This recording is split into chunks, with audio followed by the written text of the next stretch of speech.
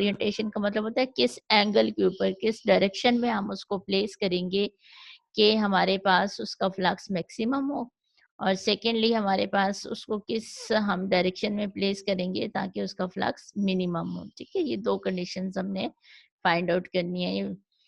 When the conducting loop is held perpendicular to the magnetic field, vector area is parallel to the magnetic field, then theta equals to 0. अब ये दो चीजें आप याद करें कि जो एंगल हमने यहाँ पे ए लिखना होता है, ये ए जो होता है, अब लूप दो चीजें इन्होंने बताई हैं, लूप को हमने परपेंडिकुलर प्लेस किया है। ठीक है, इटसेल्फ वो जो कंडक्टिंग लूप है वो हमारे पास परपेंडिकुलर हमने रखा हुआ है, उस लूप के ऊपर फिर हम एक नॉर्मल ड्रॉ करते होते हैं। ठीक है, तो ये जो एंगल फार्मूला में लिखना होता है वो उस वेक्टर ए जो नॉर्मल वेक्टर होता है उसका एंगल बी के साथ लेते हैं। ये फिगर में भी क्लियर है, हमारे पास यहाँ वर्टिकल हमने रखा है, उसके ऊपर हमने जब नॉर्मल ड्रॉ किया है तो उसका एंगल जो है वो क्या बन रहा है, विद बी 0 डिग्री बन रहा है। ठीक है, तो ये हमारे पास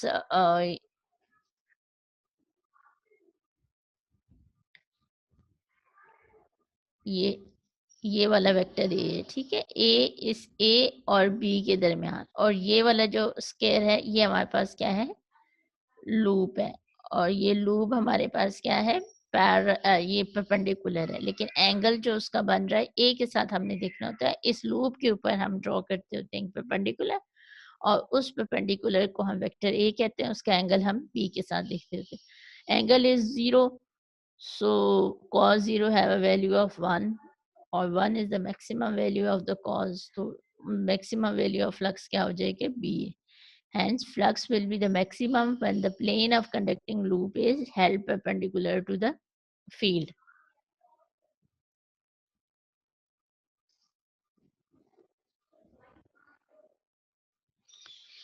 So is the second part is when the conducting loop is held parallel, minimum हमने करना था, अब loop को हमने parallel, अब loop हमारे पास parallel है, b के parallel है, जिस डायरेक्शन में b है उसी डायरेक्शन में हमने loop लिखा हुआ है, horizontal हमने प्लेस किया हुआ है, और अब हमारे पास हम उस लूप के ऊपर फिर एंगल ड्रॉ करेंगे, तो एंगल की वैल्यू हमारे पास क्या बनती है, वेक्टर एरिया जो ए है उसका जो है बी के साथ एंगल 90 डिग्री फॉर्म होता है, तो cos 90 इज इक्वल टू 0, तो इसलिए हमारे पास जो ये टर्म हो जाएगी वो क्या बन जाएगी, 0। ठीक है, cos 0 की जो वैल्यू होती है वो हमारे cos 90 की जो वैल्यू होती है वो किसके इक्विवेलेंट होती है, 0 के इक्विवेलेंट होती है।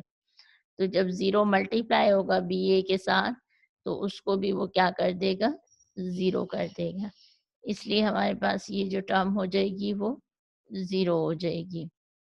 तो आपके पास जो है वो hence the flux will be the minimum when plane of conducting loop is held parallel to the field.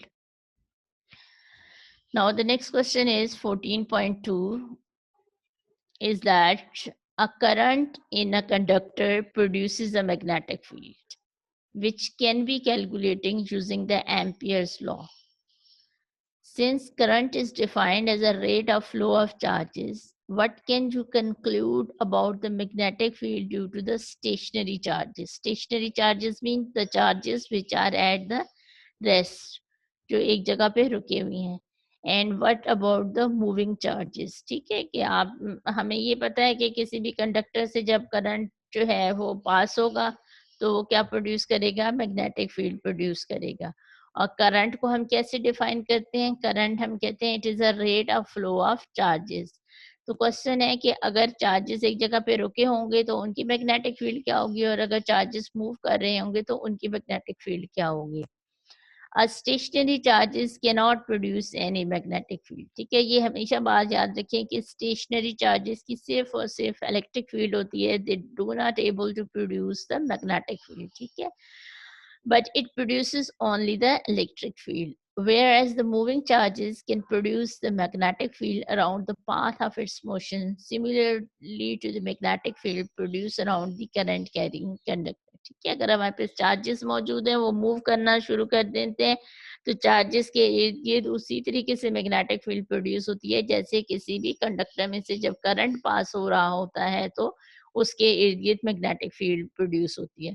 So charges अगर स्टेशनरी हैं, एक जगह पे रुके हुए हैं, तो they have only the electric field, but if they are start moving, they have both electric field as well as the magnetic field, as we discussed in the case of the current carrying conductors. Now the next question is,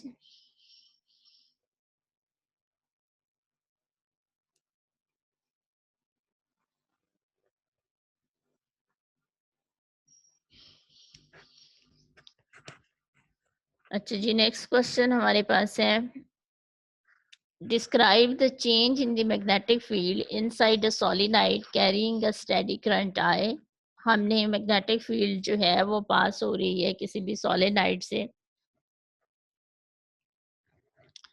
और उसमें से हमने जो है क्या change करना है. If ए उसकी मैग्नेटिक फील्ड में चेंजेस को हमने चेक करना है. पहला क्या है, if the length of solenoid is double, कि लेंथ ऑफ सोलेनाइड हमारे पास क्या हो जाए, डबल हो जाए, but the number of turns remain the same. लेकिन नंबर ऑफ टर्न्स हमारे पास क्या होने चाहिए, सेम होने चाहिए. नंबर ऑफ टर्न्स हमारे पास अगर सेम है लेकिन हमने उसकी लेंथ को डबल कर दिया है, तो मैग्नेटिक फील्ड में क्या इफेक्ट होगा. And second part is that the number of turn is double but the length remains same. लेकिन number of turns को हम डबल कर दें लेकिन लेंथ हमारे पास क्या रहे, सेम रहे, तो क्या इफेक्ट होगा. ये आपके एग्जाम में काफी दफा ये क्वेश्चन आया हुआ है. अच्छा जी, पहला हम सबसे पहले देख लेंगे कि मैग्नेटिक फील्ड जो है सोलेनाइड को फाइंड आउट करने का जो एक्सप्रेशन हमने ड्राइव किया था, वो उसकी हेल्प से हम इसको फाइंड आउट करेंगे. B is equal to mu naught n i. ठीक है, ये मैग्नेटिक फील्ड किसकी थी, सोलेनाइड की.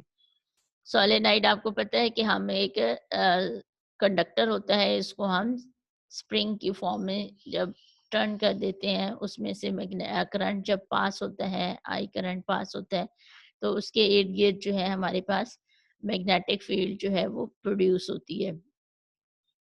अब ये जो मैग्नेटिक फील्ड प्रोड्यूस होती है, इसी के बारे में अब पूछा गया है कि आपके पास जो है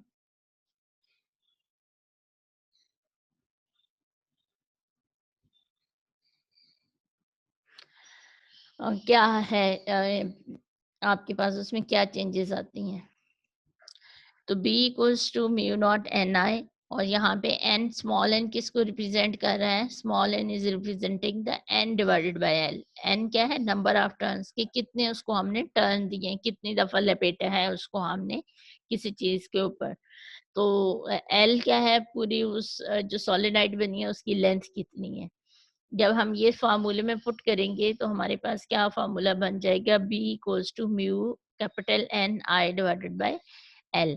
अब यहाँ से देख लें कि आपके पास जो है, अब इसी एक्सप्रेशन से हम दोनों जो पार्ट है उनका आंसर देंगे. Let B prime is the magnetic field when the length of solenoid is double. ठीक है, हम B प्राइम ने चेंज देखना है, हम कहते हैं जो चेंज हुई है उसको हम B प्राइम से रिप्रेजेंट कर दें. और L जो है वो हमारे पास क्या है, एल प्राइम का मतलब है जो न्यू लेंथ है वो कितनी होगी, है प्रीवियस लेंथ से डबल होगी, 2L होगी. फॉर एग्जांपल अगर पहले 6 सेंटीमीटर है तो फिर आप 12 सेंटीमीटर हो जाएगी, तो लेंथ डबल हो गई है, एंड नंबर ऑफ टर्न्स जो होंगे वो हमारे पास क्या रहेंगे, सेम रहेंगे. अब आपके पास क्या है, बी प्राइम जो है वो क्या हो जाएगा, mu naught n I divided by 2L हो जाएगा. ठीक है, एल की बजाय अब हमने क्या लिख लिया है, 2L लिख लिया. अच्छा, इसको थोड़ा-सा हम जो है वो अरेंज कर देंगे. इसमें mu naught n I divided by L को जो है वो हम क्या कर देंगे, सेपरेट कर देंगे, और 1/2 को सेपरेट कर देंगे.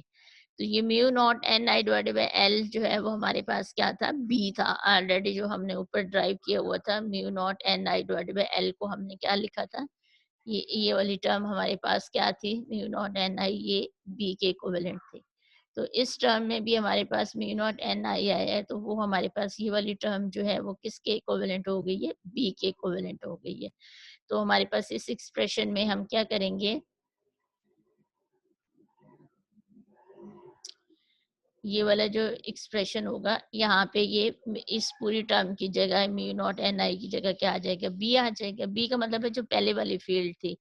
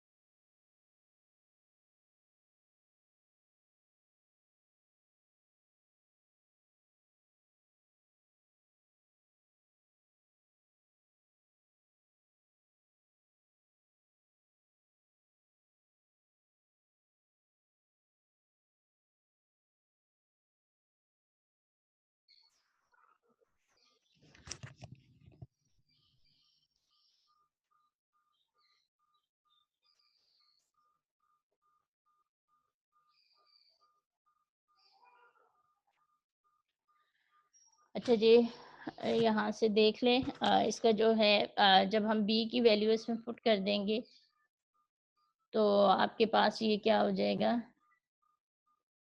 B divided by two half, यानी कि बी प्राइम क्या है, जब चेंज हमने टर्न्स किए हैं तो हमारे पास मैग्नेटिक फील्ड क्या है, ये बी बाई टू, बी पहले वाली थी, ठीक है। तो इसका मतलब क्या हुआ कि magnetic field become half if the length of the solenoid become double but the number of turn remain same, ठीक है। नंबर ऑफ टर्न सेम रहे हैं और हमारे पास क्या हुई है, हमने लेंथ को डबल किया था, तो मैग्नेटिक फील्ड पहले के मुकाबले में क्या हो जाएगी, हाफ हो जाएगी। फॉर एग्जांपल अगर पहले 10 टेस्ला थी तो फिर 5 टेस्ला हो जाएगी, मैग्नेटिक फील्ड जो है पहले के कंपैरिजन जो है वो लेस हो जाएगी। सेकेंड पार्ट क्या था कि if the number of turn is double, N prime is the new turn, अब न्यू टर्न कितने हैं, it is the double of the previous turn 2n के, and the length remain same, length हमारे पास क्या रहेगी, सेम रहेगी। तो यहाँ पे जहाँ पे n था वहाँ पे हम 2n लिख लेंगे। अब यहाँ से आप देख लें वही वाला mu naught n I divided by L वाली जो टर्म है वो हमारे पास क्या आ गई है, ये वाली टर्म जो है b के इक्विवेलेंट हो गई है। तो हम इसको b के इक्विवेलेंट लिख लेंगे इस वाले इधर। तो हमारे पास जो ये एक्सप्रेशन आएगा वो आएगा b prime equals to 2b के इक्विवेलेंट आ जाएगी, यानी डबल हो जाएगी। Hence, the magnetic field becomes double if the number of turns of the solenoid becomes double, but the length remains same. लेकिन length हमारे पास अगर same रखेंगे और सिर्फ number of turns को हम change करेंगे तो फिर हमारे पास जो field है वो भी क्या हो जाएगी, double हो जाएगी.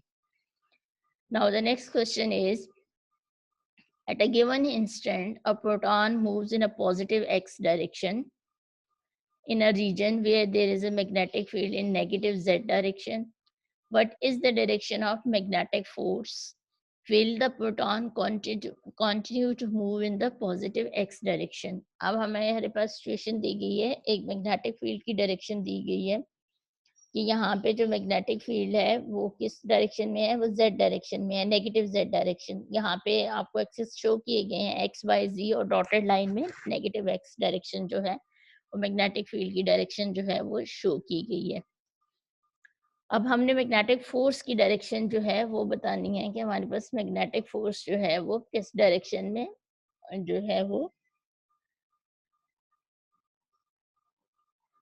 अप्लाई होगी और जो प्रोटॉन है वो क्या एक्स डायरेक्शन में जाएगा या कहीं और मूव करेगा।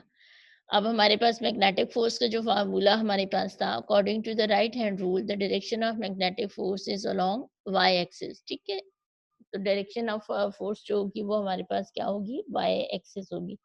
यहाँ पे देख लें डायरेक्शन शो की गई है सात फिगर में। वी जो है वो हमारे पास डायरेक्शन है किसकी, इलेक्ट्रॉन जो प्रोटॉन मूव करके जा रहा है एक्स एक्सिस में, और जो हमारे पास जो है नेगेटिव जेड डायरेक्शन में जो है वो डायरेक्शन है मैग्नेटिक फील्ड की। तो जब हम वी को टर्न करेंगे बी की तरफ तो हमारा जो थंब जिस डायरेक्शन में इंडिकेट होता है वो मैग्नेटिक फोर्स की डायरेक्शन को शो करता है। तो इसलिए यहाँ पे मैग्नेटिक फोर्स की जो डायरेक्शन होगी वो क्या होगी, वाई डायरेक्शन में। तो जिस डायरेक्शन में हमारे पास फोर्स लगती है, आपके पास ऑब्जेक्ट क्या करते हैं, उसी डायरेक्शन में मूव करते हैं। तो क्योंकि अब जो है वो फोर्स वाई डायरेक्शन में लग रही है, तो इसलिए फिर इलेक्ट्रॉन जो प्रोटॉन होगा वो एक्स डायरेक्शन में मूव नहीं करेगा। No, the proton will not continue to move in the positive x direction, but it will deflect towards the y-axis. तो वह y-axis की तरफ जो है, जैसे यहाँ फिगर में एरो से शो किया है, y-axis की तरफ फोर्स लग रही है तो उसकी तरफ डिफ्लेक्ट कर जाएगा and circulate in X Y plane, और वो मूव करेगा। अगर प्लेन की बात करें तो एक्स वाई, क्योंकि एक्स भी इसमें एक्सिस इन्वॉल्व है और वाई एक्सिस भी इन्वॉल्व है, तो एक्स वाई प्लेन के अंदर वो जो है वो मूव करेगा। अच्छा जी, next question is, two charged particles are projected into the region where there is a magnetic field perpendicular to their velocities. If the charges are deflected in opposite direction, what can you say about them? हमारे पास to charge particles हैं और हमने उनको जो है वो एक ऐसे रीजन में उनको हमने प्लेस कर दिया है जहाँ पे मैग्नेटिक फील्ड जो है वो जिस डायरेक्शन में वो मूव कर रहे हैं मैग्नेटिक फील्ड से परपेंडिकुलर है। ठीक है, वेलोसिटीज का मतलब है जिस डायरेक्शन में वो मूव कर रहे हैं मैग्नेटिक फील्ड जो है वो उसके परपेंडिकुलर है। फॉर एग्जांपल अगर हम ये कहते हैं कि यहाँ पे अगर हम ड्रॉ कर लेते हैं इस डायरेक्शन में अगर ये मूव कर रहे हैं v इनकी स्पीड है, तो आपके पास b की जो डायरेक्शन जो होगी वो उसके परपेंडिकुलर जो है वो डायरेक्शन में वो मूव करेंगे। तो अब हमने ये बताना है ये चार्ज पार्टिकल जो है वो क्या है, पॉजिटिव है, नेगेटिव है, उन पे किस टाइप का चार्ज है। When the charge particle are projected across the magnetic field they experience a force. जाहिर सी बात है जब आप चार्ज पार्टिकल हैं तो उनके इर्द गिर्द भी मैग्नेटिक फील्ड होगी, उसको हम एक और मैग्नेटिक फील्ड में रख रहे हैं तो हमेशा उसके ऊपर फोर्स लगेगी। This magnetic force on the charge particle tends to deflect the particle in curve path, क्योंकि मैग्नेटिक फील्ड का क्या काम होता है, वो चार्जेस को डिफ्लेक्ट करती है, उनके पाथ को चेंज करती है। If the charge particle are deflected opposite to each direction, अगर वो दोनों ऑपोजिट डायरेक्शन में जाएंगे तो उसका मतलब क्या है, the particle oppositely charge. That is if one particle positively charge then other must be negatively charge. तो उसका मतलब ये है कि अगर वो अपोजिट डायरेक्शन में मूव किए हैं तो फिर वो उनके ऊपर चार्ज भी हमारे पास क्या होगा, अपोजिट होगा। अगर सेम होता तो दोनों